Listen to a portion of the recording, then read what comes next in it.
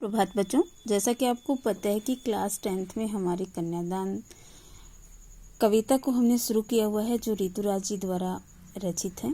इसमें उन्होंने लड़की की कन्यादान के बारे में, उसकी माँ की जो दयनीय स्थिति है उसके बारे में बताया है कि वो अपनी बेटी को क्या क्या सीख देती है, क्या क्या करने की, कैसा मत दिखाई देने के लिए आग्रह करती है, तो उसके बारे में बताया गया है। तो इसका फर्स्ट क्वेश्चन, आज हम इसके प्रश्न उत्तर करेंगे। प्यारे बच्चों, आपके विचार से माँ ने ऐसा क्यों कहा कि लड़की होना और लड़की जैसी दिखाई मत देना?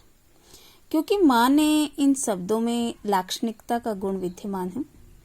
लक्षणों का, नारी में ही कोमलता, सुंदरता, शालीनता और शैलीनता, माधुर्यता, ममता आदि गुण सबसे अधिक होते हैं। ये गुण ही परिवार को बनाने के लिए बहुत आवश्यक होते हैं। माँ ने इसलिए कहा है कि उसकी लड़की, मतलब कि उसका लड़की होना आवश्यक है। उसमें आज की सामाजिक स्थितियों का सामना करने का भी साहस होना चाहिए, उसमें सजगता भी होनी चाहिए, सचेतता के गुण भी होने चाहिए। उसे डरपोक और दब्बू नहीं बनना है। इसलिए उसे लड़की जैसा दिखाई नहीं देना चाहिए, ताकि कोई सरलता से उसे डरा धमका न सके। तो उसने कहा है कि आपको क्या होना है, अलर्ट बनना है, साहस भी, बोल्ड, कहते हैं कि तेरे को बोल्ड बनना है, उसके लिए कहा गया। जलाने के लिए नहीं, आग रोटियां सेकने के लिए, जलाने के लिए नहीं। पंक्तियों में समाज में स्त्री की किस स्थिति की ओर संकेत किया है?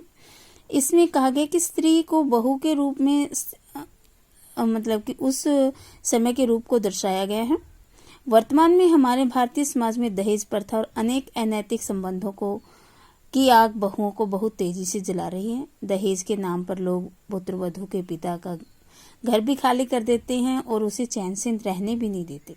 वे खुले मुंह से धन मांगते हैं। धन न मिलने पर अपनी बहुओं के साथ कैसा भी बुरा व्यवहार करते, उसे मारते पीटते भी हैं। अनेक बार लोग के दैत्य चंगुल में आ जाने से उसे आग में धकेल भी देते हैं। कवि ने समाज में नारी की स्थिति की ओर संकेत किया है कि निश्चित रूप से यह दुखनीय है, दुखदायी भी है और शोचनीय भी है। इसलिए वे आग रूप कभी उस दहेज के लोभियों के घर में उनकी बेटियों को नहीं जलाती, वह सदा बहुओं को ही क्यों जलाती। इसलिए कहा उन्होंने मतलब कि स्त्री की उस दुर्दशा कहा गया है कि उसकी लाचारी को दर्शाया गया है। माँ ने बेटी को सचेत करना क्यों जरूरी समझा? माँ ने बेटी को सचेत करना इसलिए जरूरी समझा कि वह भी अनेक बहुओं की तरह किसी की आग में अपना जीवन न खो दे। उसे किसी भी अवस्था में कमजोर नहीं बनना है। उसे कष्ट देने की कोशिश करने के वालों के सामने अपनी आवाज को बुलंद करना है। उसके दबाव में आकर उससे, कहते कि अपने जीवन को उसे बर्बाद नहीं करना है। उसे अपने किसी अवस्था में कमजोर नहीं बनना है। और कोमलता नारी का क्या है, शाश्वत गुण है। और आज की परिस्थितियों में उसे कठोरता का पाठ भी अवश्य पढ़ लेना चाहिए। ये नहीं कहने की माँ कि तू हर समय ही कठोरता को ग्रहण करना, नहीं। उसने ये कहा है कि कोमलता नारी का शाश्वत गुण है, लेकिन आज की परिस्थितियों को देखते हुए उसे कठोरता का पाठ भी पढ़ लेना चाहिए, ताकि किसी प्रकार की कठिनाई आने पर उस स्थिति का वो क्या कर सके, सामना। तो थर्ड क्वेश्चन हमारा, पाठिका थी धुंधले प्रकाश की, वे तुकों और लयबद्ध पंक्तियां। तो ये आप अपने आप कर लें कि संस्कारों में बंधी भोली भाली लड़की रास्ते पर चलना चाहती है, माता पिता के द्वारा दिए गए संस्कारों पर। उसे माता पिता की छत्र छाया में रहते हुए जीवन के दुखों का सामना नहीं करना पड़ता। वह नहीं जानती कि आज समाज कितना बदल गया है। दूसरों के द्वारा दी गई पीड़ाओं का उसे एहसास नहीं होता। वह अज्ञान और अपने छोटे धुंधलेपन के कारण वो ऐसे कार्य मत करे। तो प्यारे बच्चों, तुकों और लयबद्ध पंक्तियों को पढ़ने वाली पाठिका है जो चुपचाप उनको पढ़ती है। फोर्थ क्वेश्चन है हमारा, माँ को अपनी बेटी अंतिम पूंजी क्यों लग रही है? बेटी ही तो माँ की अंतिम पूंजी लग रही है, क्योंकि वह अपने जीवन के सारे दुख सुख उसी के साथ ही बांटती है।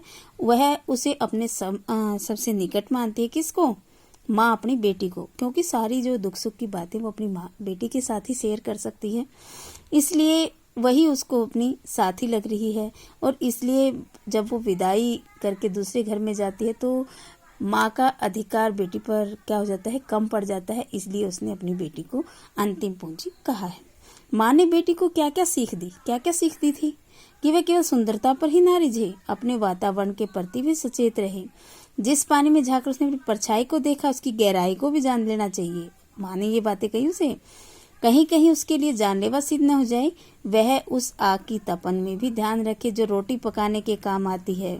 उसने कहा कि आग सिर्फ रोटियां पकाने के लिए होती है, ना कि उसमें जलने के लिए। कहीं ऐसा न हो कि उसको जला डाले। उसे लड़की लगना चाहिए, पर लड़की जैसा कमजोर नहीं दिखना है। उसे पूरी दुनिया की क्या होनी चाहिए, समझ होनी चाहिए। तो प्यारे बच्चों, ये आज के हमारे 5 क्वेश्चन थे जो प्रश्नाभ्यास के थे। ये आज हमने किए हैं, और रचना अभिव्यक्ति के भी हैं, वो आप अपने आप नोट्स बना के खुद करेंगे, क्योंकि मैंने हर क्वेश्चन को बड़े अच्छे से आपको समझाया भी है और उसकी एक एक वर्डिंग आपको बताई। तो प्यारे बच्चों, ये क्वेश्चन आप अपनी कॉपी में राइट भी करने हैं और याद भी करने हैं। धन्यवाद। Have a nice day.